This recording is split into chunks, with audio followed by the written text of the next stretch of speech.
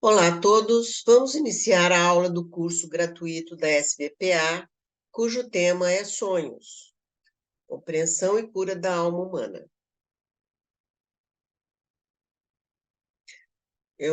Meu nome é Sônia Gomes, membro analista da SBPA.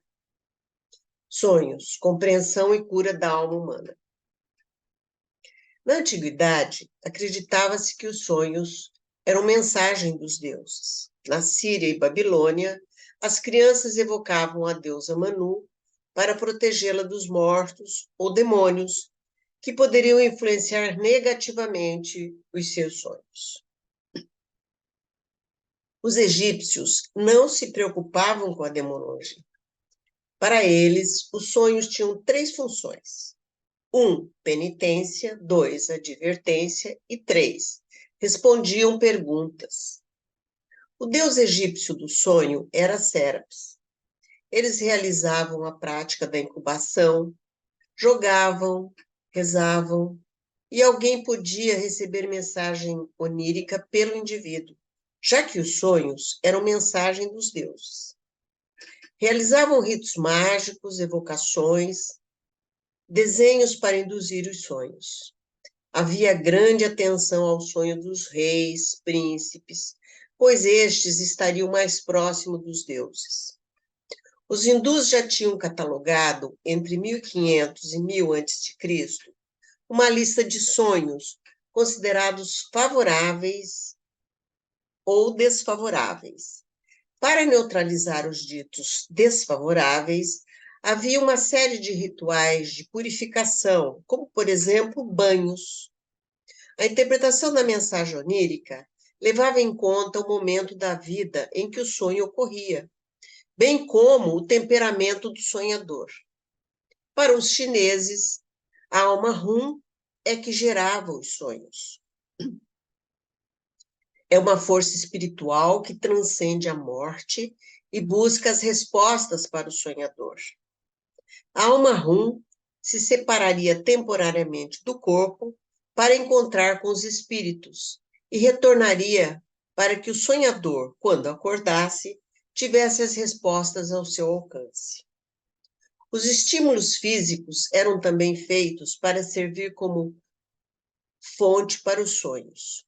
Os gregos acreditavam que nos sonhos um deus ou um espírito os visitava. Posteriormente, passaram a acreditar que a alma é que visitava os deuses. Surge então Epidauro, o centro de cura, onde o deus Asclépio realizava o tratamento e cura dos adoecidos. Asclépio vivera no século 11 a.C. Seus templos se chamavam Abaton. O indivíduo era induzido ao sonho de incubação, momento onde o deus tocava o lugar ferido. Depois eram usados rituais de banhos, cura de toque pelas mãos, danças, músicas, ervas, dramatizações para a recuperação da enfermidade. Um dos seguidores de Asclépio, mais famoso, um deles era Hipócrates, que relacionava os astros com as disposições físicas. Os sonhos eram indicações de diagnóstico, mas também de origem divina. A oniromancia é a arte de prever o futuro trazido através dos sonhos. Na Grécia, o deus do sonho é Oniro, que sempre aparece na forma de. Daí ser Morfeu. Morfe igual a forma. Segundo Junito Brandão, ele não tem representação. Só aparece de forma hierofânica. Platão veria implicações emotivas nos sonhos, que revelariam a natureza bestial e sem lei. Para ele, os sonhos teriam origem no fígado, parte racional da emoção, e se transmitiria através de imagens visuais, os sentimentos, né? Na Bíblia, existem mais de 70 passagens onde os sonhos são citados, sendo os mais conhecidos o sonho da escada de Jacó e os dois sonhos de José, que são o do seu feixe que se pôs de pé e outros feixes prostraram-se diante dele, o do céu, e o do sol, lua e 11 estrelas que se prostravam diante dele. No Talmud existe 2 capítulos, Talmud babilônico, só de sonhos. O Alcorão foi revelado a Maomé, em sua maior parte, através dos sonhos também. Ele os interpretava e pedia sempre a seus seguidores que lhe contassem seus sonhos. Em Freud, os sonhos foram novamente valorizados. Serviriam como reveladores que encobririam a verdade. Havia que se descobrir, a partir do conteúdo manifesto, o que estaria latente, trazendo a leitura simbólica do inconsciente, mas de forma redutiva, segundo Jung. Toda patologia estaria vinculada às emoções sexuais da vida infantil, que foram recalcadas e reprimidas pelo superego. Jung vê os sonhos como a via régia para o inconsciente. É um guia para nos levar a reequilibrar qualquer das unilateralidades da consciência, melhorando a qualidade da vida psíquica e revelando o sentido do existir. Para Jung, ao self, um centro orientador que sabe da nossa história e a apreende mais que a consciência, enviando através dos sonhos imagens simbólicas para nos orientar. O sonho, portanto, é visto como uma revelação que nada encobre. Ele é o que é, diz o que tem que ser. O que se faz necessário é que a consciência circunambule, rumine esses símbolos, os explore. A interpretação é o que menos importa, ou seja, só é válida na medida que seja associada à vida do indivíduo, sendo que a mesma não esgota a imensidão simbólica onírica.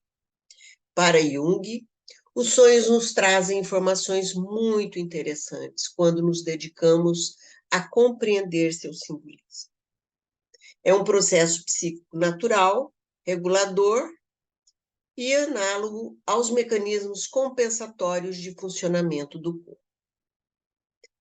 Sanford diz que um sonho é como um pedacinho do inconsciente que atinge a consciência. Esta reconstrói o sonho a partir da memória. Noêmia Kraichett diz que o sonho é a poesia do inconsciente. Os sonhos não nos protegem das vicissitudes, segundo von Franz, mas nos fornecem as pistas de como lidar com esses aspectos, encontrar sentido na vida e cumprir o próprio destino. O sonho é sempre único e vem no momento certo para o sonhador. No dizer dos alquimistas, é a mensagem do único para o único. Como exemplo, citarei o sonho de Richard Ristali, neurologista e neuropsiquiatra em Washington, D.C. Ele sonhou que se encontrava numa festa onde ocorria um jogo semelhante ao que participara numa festa em comemoração ao 4 de julho. Nesta festa era colocado pela anfitriã, nas costas de cada convidado, o nome de um personagem histórico, ou um acontecimento ou lugar. Você era capaz de saber o que estava escrito nas costas dos demais, menos em sua própria costas. Para descobrir sua identidade, você teria que fazer pergunta aos demais convidados. No seu sonho, que ocorreu na noite após a festa, os participantes da festa eram os mais renomados cientistas pesquisadores do cérebro, e em suas costas estariam fixados os nomes das partes do cérebro, desde as partes mais amplas, como o lobo temporal, até os microscópicos neurônios, bem como os neurotransmissores, os mensageiros químicos e as transmissões sinápticas. Ele conversava com uma neurocientista que tinha escrito em suas costas a neurotransmissora dopamina. Graças às suas perguntas certeiras, havia-se já descoberto sua própria identidade. Estava o ajudando a descobrir a dele. Embora ele lhe fizesse perguntas, e não importando o quanto ela era explícita nas respostas, ele não conseguia descobrir o que estava escrito em suas costas. Finalmente, a mulher adiantou-se, colocou seus braços em torno dele e o beijou com ternura os lábios. Dando um passo para trás, com os olhos entreabertos, ela perguntou: agora você sabe? E realmente ele soube. Ele era o receptor da dopamina. Como dois amantes, dois apaixonados, a dopamina e seu receptor, aliás, como todos os neurotransmissores cerebrais e seus receptores, encontram-se através da junção sináptica. Este sonho o intrigou por várias razões. Primeiro, a situação filiniana de neurocientistas usando seus próprios cérebros para descobrir o nome do elemento cerebral que eles foram escolhidos a representar. Segundo, todos os participantes nessa situação onírica, fantástica, quando vistos juntos, representavam o cérebro em sua totalidade. 3.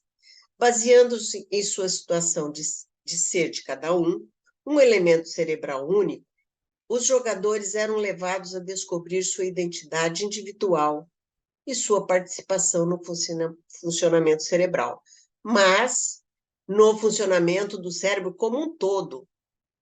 A partir daí, ele questionou se isso seria possível, se o estudo de um componente levaria a insights do funcionamento da totalidade. Dando consistência a esta consideração, vinha a imagem de sua sedutora interrogadora, a mensageira cerebral, aproximando-se e abraçando seu receptor específico. No caso deste sonho excitante, ele mesmo. Então, Restack escreveu o livro Receptores, em 1994, onde propõe que se compreenda o funcionamento cerebral a partir do estudo do relacionamento entre os mensageiros cerebrais e seus receptores. Interessante, não? A abordagem junguiana dos sonhos obedece a 3 etapas. Compreensão clara dos detalhes exatos do sonho. 2.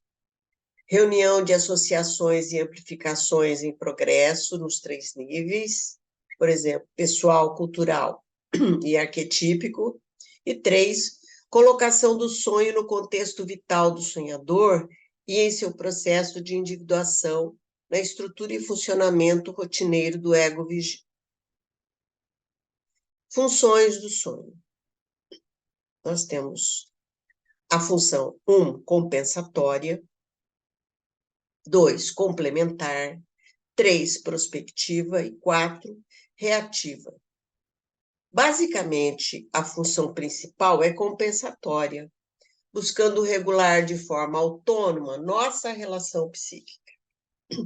A função complementar traz fragmentos ausentes, mas não necessariamente opostos da consciência. São dicas orientadoras que complementam a vivência psíquica. Quanto à função reativa, ela traz a reprodução de uma vivência carregada de afeto. A situação traumática vivida se repete oniricamente até haver um desgaste pela elaboração da mesma. Em sua função compensatória, o sonho compensa distorções ocasionais na estrutura do ego. Mensagem do ego. 2. Visa colocar uma estrutura do ego em atividade face a face à necessidade de adaptação mais eficiente no processo de individuação, né? Autorrepresentação da psique. E 3, tenta alterar a estrutura do ego, vigil, a partir de tarefas impostas ao ego onírico, identidade parcial do ego. reflete complexos que estão envolvidos na estrutura e funcionamento rotineiro do ego vigil. Como exemplo, temos o sonho de von Franz, quando da sensação da proximidade da morte, sonha com a morte de um jovem romântico. O significado do sonho nunca se esgota e busca compensar e complementar a visão vigil que o ego tem da realidade. Esses dois conceitos se sobrepõem na correção para reequilibrar a unilateralidade consciente.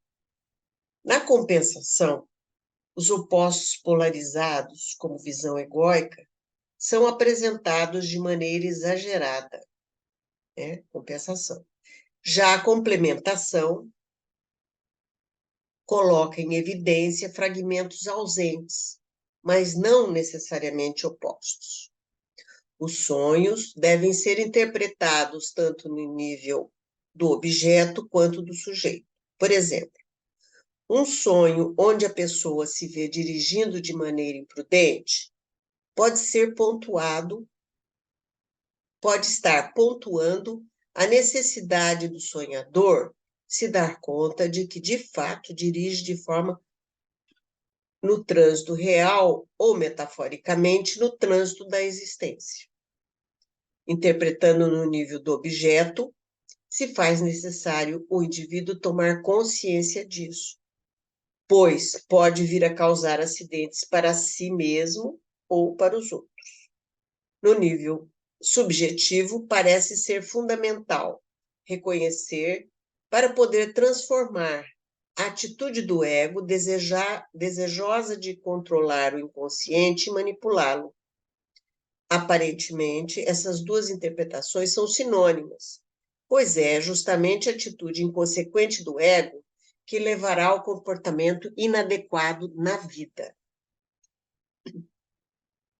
Em clientes onde a identidade consciente é pouco desenvolvida ou fragmentada, deve-se ser extremamente cuidadoso na interpretação onírica, não desafiando a inadequada posição do ego, que, por ser frágil e com baixa autoestima, não é capaz de integrar projeções negativas.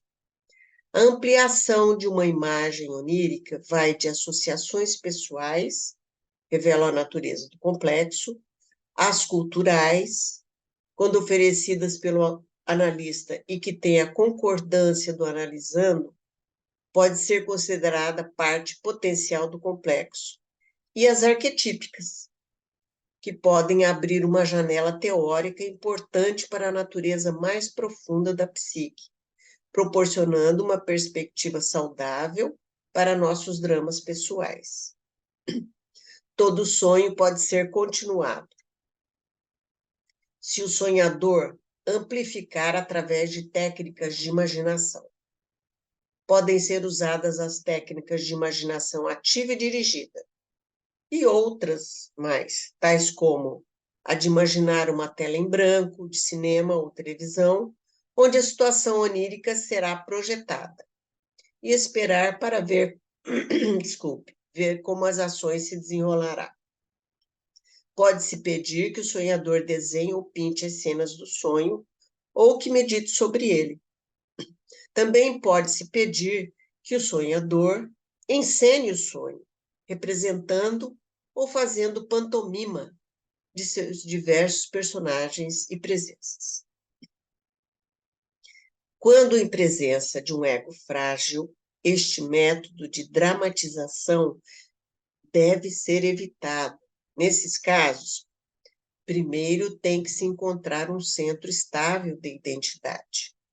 O sonho deve ser interpretado no contexto da vida corrente da pessoa que o tem. A interpretação de sonho na psicoterapia provoca um contexto que também se desenvolve numa série de sonhos. Quando se amplifica um sonho, alarga-se o contexto pessoal, com motivos extraídos de mitos, contos de fada, arte e literatura, apontando para a dimensão simbólica transpessoal. A ampliação se aplica quando o processo terapêutico assim o requer, pois essas amplificações são introduções de noções próprias do terapeuta, que deve ter isso claro para si, e só o fazer quando sua contribuição realmente encaixar. Resolver um problema só no sonho não é suficiente. É preciso que as imagens oníricas sejam acompanhadas de uma atividade que seja de igual monta na vida desperta. Análise de sonhos iniciais apontam para o funcionamento do inconsciente do paciente e, por vezes, em longo prazo, para o resultado do problema que se apresenta. Sonhos iniciais ajudam na diferenciação de vários diagnósticos. Por exemplo, a depressão psicogênica, geralmente relacionada à raiva, à cólera que não é expressa conscientemente. Exemplo, sonho de ser ameaçado por inseto e répteis. B, ansiedade. Sonho de não estar preparado para um exame, né, ansiedade da persona. Sonhos de perseguição por alguma pessoa ou criatura ameaçadora. Ansiedade de natureza mais primitiva, né, que são aspectos da sombra.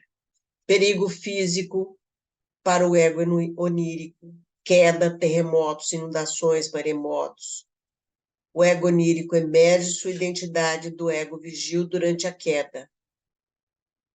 O despertar para fugir da ansiedade, ou acorde para isso. C. Agressão contra o ego onírico, a serviço do processo de individuação para ampliar e transformar o ego em relação ao si mesmo. Sonhos de desastres naturais indicam a potencialidade de uma importante mudança na estrutura da imagem do ego. Se há contenção, podem levar à transformação. Caso contrário, à psicose. Por exemplo, com o aparecimento de imagem bizarra. A relação terapêutica é o tememos, fronteira sagrada, vaso alquímico, onde ocorre o processo de transformação. Na transferência, é da maior importância como o analista se porta na escuta ao analisando, principalmente os componentes não verbais presentes quando um sonho é relatado. Sonhos com a figura do terapeuta podem representar 1. Terapeuta real e as qualidades reais atribuídas a ele, nível do objeto. 2. Projeção transferencial pessoal no terapeuta. 3. O curador ferido, o terapeuta interior ou self-orientador. 4.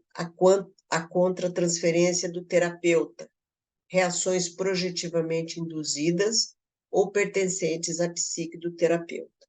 5.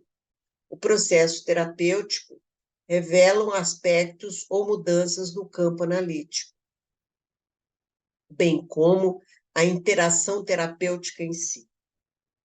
6. Qualidades projetadas no terapeuta relativas ao dinamismo subjetivo do sonhador, por exemplo, questão da sombra. 7. A natureza de uma projeção arquetípica na terapia ou na figura do terapeuta. Esses elementos projetados, quando elaborados, vinculam o sonhador às poderosas forças transpessoais. A dimensão onírica relativiza a questão do tempo e espaço. Daí não ter importância se eventos ocorrem antes ou depois ou se sucedem. É necessário dar valor e ser cuidadoso com o significado da exposição do sonho. Quando surge nos sonhos o resíduo do dia, é material usado pelo inconsciente para expressar suas metáforas ou símbolos. Os sonhos visam confirmar ou corrigir um ponto de vista falho, apontando diretamente o erro. Muitas vezes, chega a contar uma história completa, revelando quem é o vilão. Quando o sonho traz conteúdo abstrato, deve ser primeiramente trabalhado em suas abstrações e pensamentos filosóficos, pois o sonhador está nesse nível.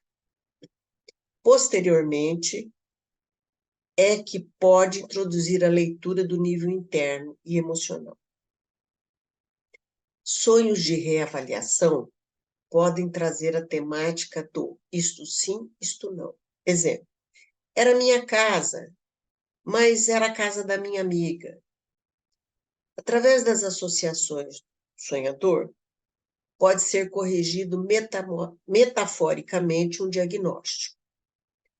Uma outra temática que também se apresenta é a quem fez isso, muitas vezes criando verdadeiras histórias de investigação e suspense. Ou a do invasor, que representa uma qualidade da energia psíquica, que estaria dissociada da consciência, que por isso a teme. Os sonhos também formam uma continuidade, por exemplo, série onírica, como uma história em capítulos. O jogo dialético se desenvolve toda vez que a consciência considera e responde às mensagens do sonho, que, por sua vez, responde às novas posições assumidas pela consciência. Sonhos recorrentes acontecem quando situações de importância vital não são levadas em conta pela consciência, ou são ignoradas, negadas ou consideradas de forma inadequada. Aqui se chega ao pesadelo. Esse tipo de sonho recorrente, se vem acontecendo desde a infância ou adolescência, merece atenção urgente. O pesadelo é uma terapia de choque e serve para promover a morte de atitudes habituais. São traumas a se enfrentar. Temos também as funções prospectivas do sonho. É esse encadeamento temático, é onde um sonho anterior já introduz uma questão que será colocada profundamente mais à frente. É como se o inconsciente antecipasse não só futuros desenvolvimentos conscientes, como também dilemas. É um elaborador que ocorre de forma circular ou espiral, em torno de um tema central. Lança-se luz sobre ele de diferentes ângulos psicológicos. A isso se denomina circunambulação do campo psíquico.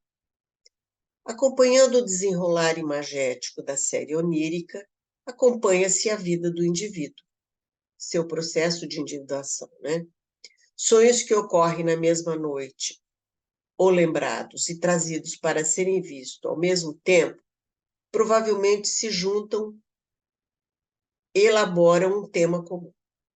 É comum que os sonhos ganhem maior entendimento quando os outros que são analisados se relacionam com eles em termos sequenciais ou simultaneidade. Como, por exemplo, temos os seguintes sonhos relatados no livro de Whitman e Pereira. Sonho, no livro Sonhos, um portal para a fonte, trazidos à terapia que ocorre numa noite só. Um sonho. Primeiro, coloca um peixe numa balsa, que é muito pequena, na esperança de que o sol o cozinhe. Segundo sonho, eu comendo salada de frutas, mas eu tinha despejado o suco. Agora estou bebendo suco, mas descubro que está contaminado pela água do mar. E outro sonho, terceiro, peço à esposa que pegue para mim um livreto de instruções. Assim, nos três sonhos, o sonhador não tem uma atitude de enfrentamento e resolução, delegando a outros a responsabilidade de atuar nos problemas concretos e práticos da vida. Ele corre de si mesmo, evitando e esquivando-se de experimentar sua própria realidade de vida. Daí, sentir-se não vivendo completamente. Os sonhos mostram a força ou fraqueza estrutural do ego, e isso orienta o terapeuta a perceber a capacidade do indivíduo de tolerar a dor, o incômodo e o conflito necessário ao trabalho analítico. Por exemplo, saltos caóticos, racionais, nas imagens oníricas devem ser olhados com muito cuidado, pois podem sugerir patologias limítrofes. Neste outro exemplo, vemos o self-orientador revelar à sonhadora a força de sua estrutura egóica. Olha o sonho. Um velho me mostra que sou dona de um jardim em flor. Eu não sabia que ele existia. Posteriormente, ela sonhou. O gato do meu amigo está se afogando, consigo salvá-lo. Não existe sonho que conte uma história definitiva ou inalterável.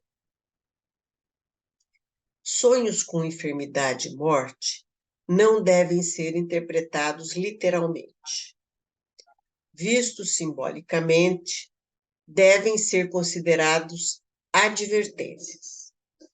Para a psique inconsciente, motivos de morte e transformação se equivalem. Interpretações ou compreensões erradas ou falhas levam à repetição do tema, às vezes com formas modificadas da mensagem, chegando até aos pesadelos, quando a mensagem não for corretamente ouvida. Sonhos paralelos têm a ver com a atitude do sonhador. Apresenta-se em paralelo ao que o indivíduo vive. Jung diz sobre eles que são sonhos cujo significado coincide ou sustenta a atitude do ego vigil. Sonhos telepáticos se apoiam no conceito da sincronicidade, onde ocorre uma concomitância entre subjetivo e objetivo. Algo que ocorre internamente liga-se pelo significado, a um evento externo. Os sonhos também revelam as criações que o indivíduo está buscando ou a entender.